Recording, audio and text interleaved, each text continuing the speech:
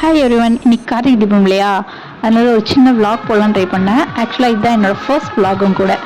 ஆக்சுவலாக நான் ஷூட் போயிருந்ததுனால ஷூட்லேருந்து வர லேட் ஆயிடுச்சு. ஸோ எங்கள் அத்தையை எல்லாம் ரெடி பண்ணி வச்சுருந்தாங்க. நான் வந்து ரெடி ஆகிட்டு சாமிக்கு பூ போட ஆரம்பிச்சிட்டேங்க. அதுக்கப்புறம் சாமிக்கு இலை போட்டு அத்தை பண்ணி வச்சுருந்தாங்க இல்லையா, வடை, சாதம், சாம்பார், உருளைக்கிழங்கு, அப்பளம் எல்லாத்தையும் சாமிக்கு படைச்சிட்டு நல்லா பாயசமாக வச்சுட்டு படையில் முடிச்சுட்டேங்க. இன்னைக்கு தீப திருநாள். திருவண்ணாமலையில் சிவபெருமானுக்காக ஸ்பெஷல் அர்ச்சனையும் ஆராதனையும் பண்ணுவாங்க. இதுக்கு ஒரு சின்ன கதையும் இருக்குங்க. சிவபெருமானும் பிரம்மாவும் யார் பெரியவங்க அப்படின்னு சண்டை போட்டுக்கிட்டாங்களாம்.